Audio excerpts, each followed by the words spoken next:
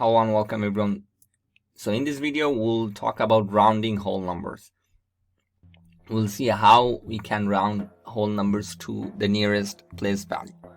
Now to start off, we can give an example of US Census Bureau, who reported that the population of New York in 2013 was 19,651,012.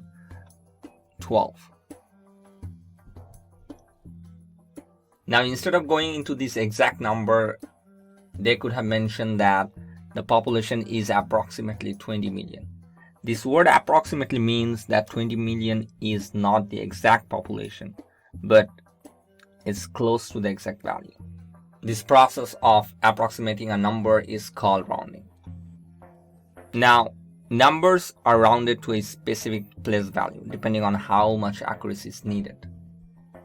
Again, we'll look into the place value chart where we can explain this rounding process. So let's say we'll write this number into the place value chart. We have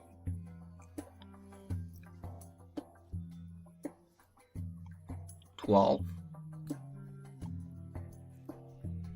Now remember, we don't have any hundreds value, so that will be replaced by 0. And then 651 will just take over this place. And then we have 19 million. We'll just separate the periods by comma. Now, if you want to round these to the 100,000th place, which is right here, then we'll look into this digit and see if the number next to it is greater than 5 or equal to 5. If the number next to this place value is greater than or equal to 5, we'll just round it up by adding 1. So that becomes 19,700,000.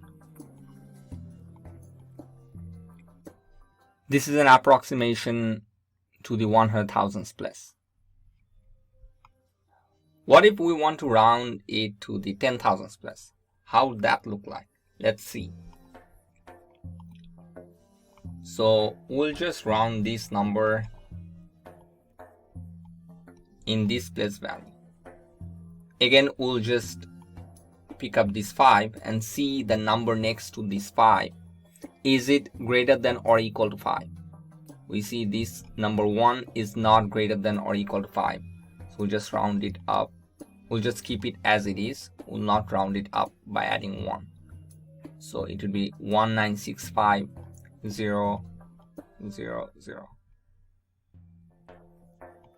So we'll just add the one. We'll just add the commas between the periods. Now this is how we round it to the nearest 10,000th place. Again, we'll explain this process in more details. These are just two examples how you can round to the nearest 100,000th place and 10,000th place. Now we can also explain this process using number line. So using the number line can help you visualize and understand the rounding process. If you look at the very top example, we can see that we need to round 76 to the nearest 10. Why is it nearest 10? Because we can round this 76 to either 80 or 70. And if again we write this 70 or 80 in the place value chart, this is coming to the tens value and this is in the ones value.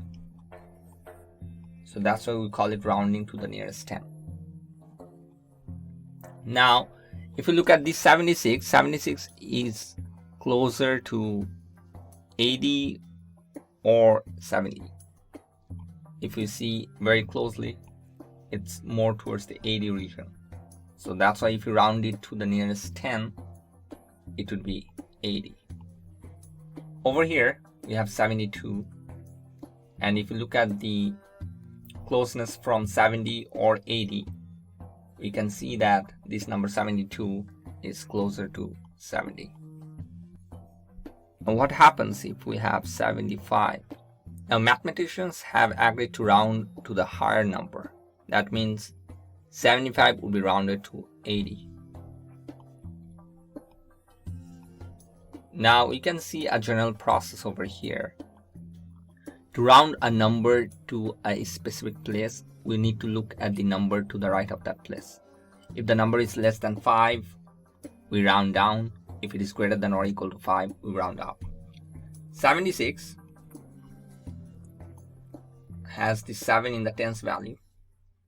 And if I round it to the nearest 10, we can see that the number next to this 7 is 6, which is greater than or equal to 5. So we round up, and we round up by adding 1 to this tens value, which is 8, 0. This is how we round up. So a quick way to remember this is when you round up, we add 1 to the tens value, and we just replace the number next to this place value with 0. So replace with 0.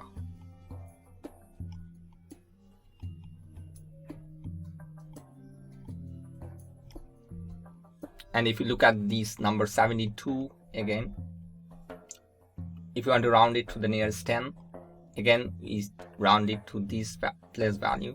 That means we look at the number next right to it, which is less than